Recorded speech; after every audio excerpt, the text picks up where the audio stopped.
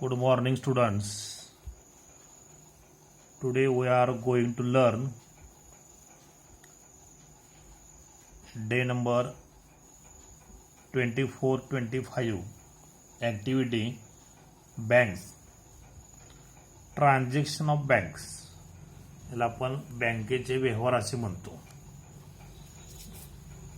Bank is a government recognised institute that carries out transaction of money. म्हणजे bank हे पैशांचे देवाणघेवाण करणारी किंवा पैशाचे व्यवहार करणारी शासनमान्य संस्था आहे. Bank make it easier to plan the use of money. पैशांचा वापर सुयोग्यपणे सहजपणे करण्याचे एक ठिकाण आहे. That is to do financial planning when we can either deposit cash money in the bank or withdraw cash from it. आता आपण बँकेमध्ये डिपॉझिट म्हणजे ठेवणे आणि विड्रॉ म्हणजे काढणे. बँकेमध्ये आपण पैसे ठेवू शकतो आणि काढू शकतो आपण. For that purpose we must open an account in bank. Bank accounts are of various kinds. आता हे पैशाचे जे व्यवहार आहेत किंवा देवाणघेवाण आहे ते होण्यासाठी बँकेमध्ये अकाउंट काढावं लागतं. या अकाउंटचे 4 प्रकार आहेत. Different types of account. खात्यांचे वेगवेगळे प्रकार. ह्याच्यामध्ये पहिला प्रकार आहे करंट अकाउंट. करंट अकाउंट त्याला आपण सेविंग अकाउंट म्हणतो. करंट अकाउंट त्याला आपण चालू अकाउंट असं म्हणतो. चालू खाते. And current account is mainly for traders and those dealing in money on a daily basis. म्हणजे रोजच्या डेली बेसिस दैनंदिन व्यवहारामध्ये हे तुम्ही या करंट अकाउंटला किती वेळा व्यवहार करू शकता. An account holder can deposit or withdraw money any number of times in a day. या करंट अकाउंटमध्ये तुम्ही दिवसातून किती वेळा पैसे डिपॉझिट किंवा विड्रॉ म्हणजे ठेवू शकता आणि काढू शकता. The bank issues a passbook for this account and also a chequebook on demands. या व्यवहारासाठी बँक आपल्याला पासबुक देते किंवा आपल्या मागणीनुसार चेकबुक आपल्याला दिलं जातं. The bank does not pay any interest on the money in this type of account. या प्रकारच्या अकाउंटमध्ये बँक तुम्हाला इंटरेस्ट म्हणजे व्याज कोणत्याही प्रकार देत नाही. Money can also be withdrawn or deposited by cheque. पैसे चेकच्या साहाय्याने ठेवले किंवा काढले जाऊ शकतात. सेकंड टाईप आहे तो आहे सेविंग अकाउंट. त्याला आपण बचत खाते असं म्हणतो. A person can deposit a minimum amount and open A saving account. हे खाते ओपन करण्यासाठी या प्रकारच्या अकाउंटमध्ये मिनिमम अमाऊंट थोडी ठराविक रक्कम ठेवावी लागते. In some banks no minimum account is required for the opening an account. काही बँकेमध्ये मिनिमम अकाउंटची म्हणजे कमीत कमी रकमेची अट असत नाही. The bank pays some interest on the basis of the daily credit balance in the account. तुमच्या या अकाउंटमध्ये जी रक्कम आहे त्या रक्कमेवर तुम्हाला दिवसाच्या रकमेवर तुम्हाला इंटरेस्ट म्हणजे बँक तुम्हाला व्याज देते. There are some restrictions on how often money can be withdrawn from this account. इथं आपल्याला काय अटी असतात, restrictions.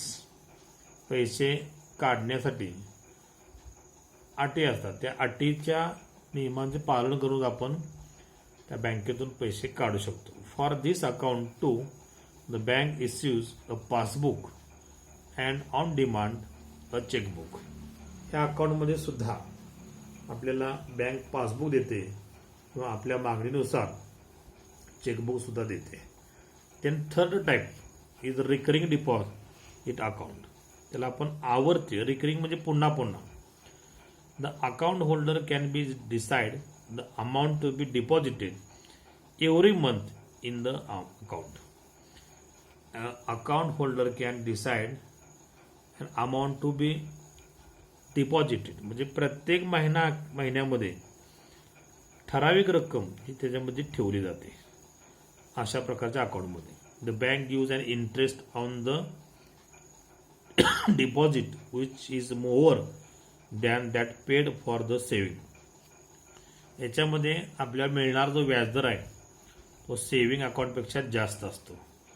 Such an account is a means of compulsory saving.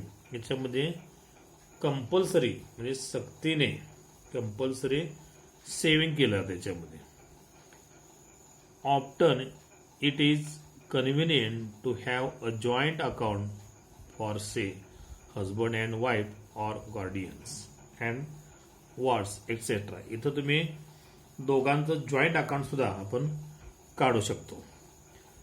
Beside account of business partners, housing societies, trust of monetary agency etcetera are required to be operated by money bye more than one persons. हे जे पुस्तक आहे, passbook आहे, याचं हे operate एकापेक्षा जास्त म्हणजे दोघे जण, या दोघांचं जॉईंट अकाउंट आहे, दोघेही ऑपरेट करू शकतात. Fourth type is last fixed deposit. हा मुदत ठेव म्हणतात. A depositor deposit a certain amount for a fixed period in the bank. ठराविक कालावधीसाठी एक ठराविक अमाऊंट ठेवली जाते. This deposit attracts a greater rate of interest than the saving account. या अमाऊंटवरती सेव्हिंग अकाउंटपेक्षा जास्त ग्रेटर इंटरेस्ट मिळालेला आहे, जास्त तुम्हाला व्याज मिळतो. However these rates are different in different banks. Senior citizen gets a slightly greater rate of the interest than the usual. प्रत्येक बँकेचे जे व्याजाचे दर आहेत हे दर वेगळे असतात आणि त्यामध्ये सिनियर सिटीजन म्हणजे ज्येष्ठ नागरिकांसाठी जास्त प्रमाणात थोडा व्याज जास्त दिलं जातं. इंटरेस्ट डिपॉझिटवर जास्त व्याज दिले जाते. हे झाले प्रकार. तर नेक्स्ट आहे तो ATM, credit and debit cards. ATM म्हणजे ATM लॉंग फॉर्म आहे automatic teller machine. Card is used to withdraw cash without going to a bank. A credit card or debit card is used to carry out transaction without using cash. An account holder can get such a card on request to the bank.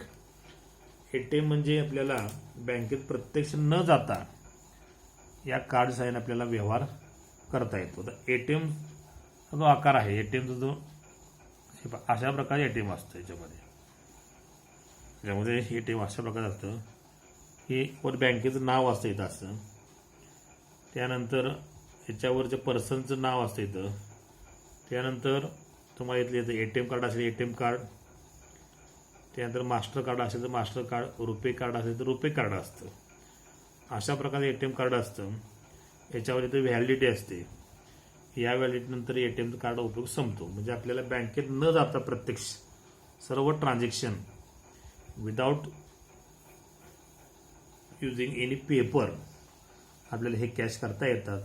ATM आपल्याला पैशाचे देवाणघेवाण खूप सहजपणे करता येते. आता इथे एक तुम्हाला पासबुकचे 1 पेज आहे.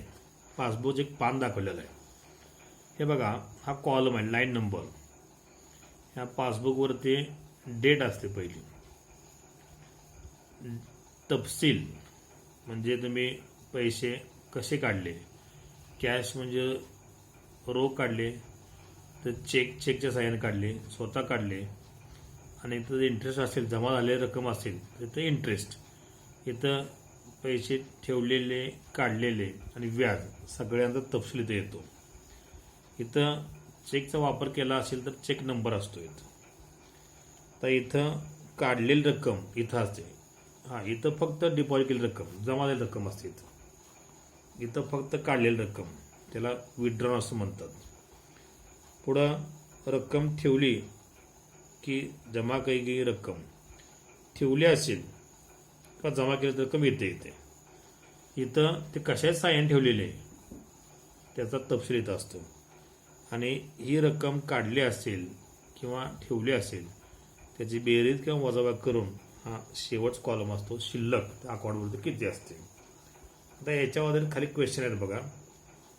On 2 February 2016, 2 February 16, the amount deposited was 2016 इथं आहे बघा. डिपॉझिट केलेली रक्कम किती आहे बघा, इथं 1500 जी डिपॉझिट केलेली रक्कम 1500 आहे. अँड द बॅलन्स, त्या तारखेचा हा बॅलन्स हा 7000 आहे, इथं आलेला आहे. देन ऑन 12 फेब्रुवारी 16, 12 फेब्रुवारी 16, आता dot rupees was were withdrawn म्हणजे काढले तिथं. तर बघा इथं हा कॉलम बघा, 12 to हा कॉलम विथड्रॉन. इथं विथड्रॉन अमाऊंटमध्ये, विथड्रॉन कॉलममध्ये बघा 3000 काढले. Amount 3000 rupees withdrawn by cheque. तर चेकचा नंबर आहे, हा नंबर इथं आहे. द बॅलन्स वॉज, त्यावेळेस बॅलन्स किती आहे बघा, शिल्लक 3 काढल्यानंतर 9 आहे, 9000 rupees. Next, on 26 February 2016, the bank pays and interest. आता या तारखेला इंटरेस्ट जमा झालेला आहे. इंटरेस्ट लिहिले बघा, इंटरेस्ट त्यांचे जमा झाला आहे 135 रुपीज.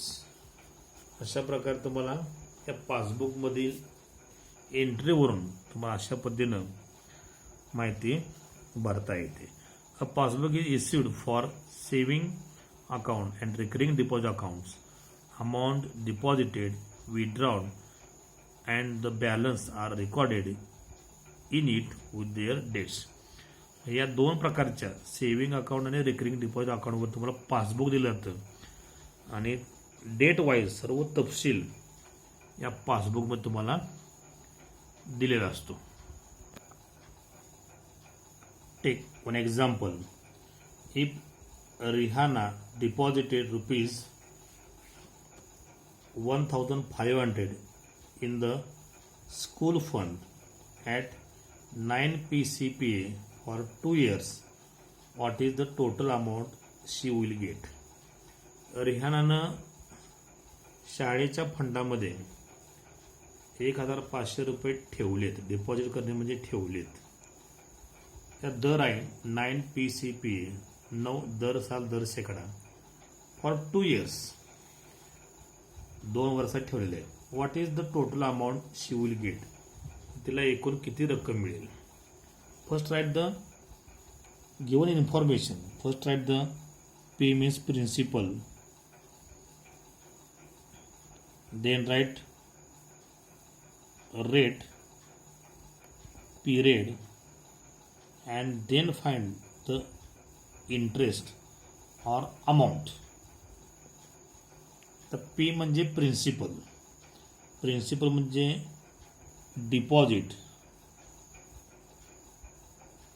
बघा एक्झाम्पलमध्ये किती प्रिन्सिपल दिलेले आहे. पीची व्हॅल्यू आहे तर ₹1500. रेट, आर म्हणजे रेट,